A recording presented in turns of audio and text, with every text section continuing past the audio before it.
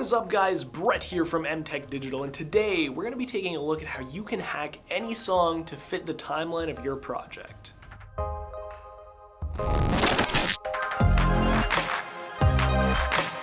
Just as a quick note, I did take this from Peter McKinnon, one of his previous 2-Minute Tuesday tutorials, but it is such a useful tip that I don't want you guys to miss out on it, so I'm going to show you how to do it the exact same way that he did it. Super easy, super simple. I know this sounds like magic, but it is not, I promise. We're going to be using Adobe Audition to remix our music and songs so that they seamlessly loop and cut and fit the timeline of your project easily. So let's jump on over to the computer and we'll get started right away. Alright everybody, so we are here in Adobe Audition and I've already opened it up and dragged in my music file, and what I'm going to do now is just click File, New, Multi-Track Session, and you can name this whatever you want, you can put it wherever you want, doesn't matter. I'm just going to hit that OK button, and I don't want to overwrite that one. Actually, we'll just throw it on the desktop. There we go. And then what we're going to do here is grab our actual music file, just drag it onto track 1, and then what we can do is we can actually just hit this Enable Remix button. If you're opening this for the first time, you might be on Media Browser. We're just going to go over to Properties, hit Enable Remix. I'm going to wait just for a couple of seconds while Adobe Audition analyzes the music track and tries to figure out what's going on.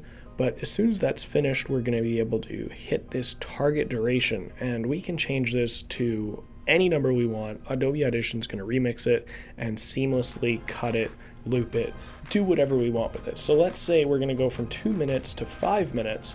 Just hit that enter button, and now if we zoom out, we can see that this track is lasting 5 minutes. And this might not be the best example because this intro segment is repeating quite a bit, but for most audio tracks, it's going to seamlessly cut and loop and put it in. Now, just because of this audio track, it thinks that this is the best spot to do that, and maybe it is. Maybe if we listen through, it would sound awesome.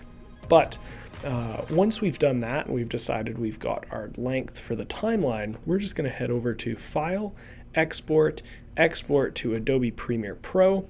Can again kind of set this wherever we want. I'll just throw it on the desktop to stay in the same place as the other one. And then we're going to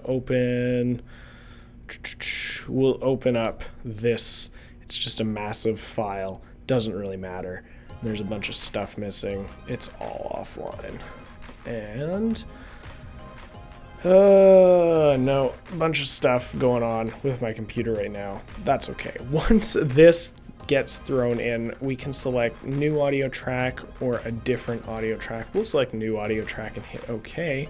And then what we can do is if we scroll down in audio tracks, we're going to see that there is now an audio 6, and this is the clip that we created that is exactly 5 minutes and 13 seconds, and we had targeted the 5 minutes and 7 seconds. So that's pretty much it. That's all you've got to do to hack any song to fit your timeline. You just need to know how long you want it to be, and you need to throw it into Adobe Audition and then export it to Adobe Premiere, and there you go. So I'll see you guys back over in the real world and we'll finish up the video. Alright guys, and that is it. You can literally take a 2-minute song and make it fit a 10 to 15 minute timeline or longer. It really doesn't matter. The limits are endless with this little hack.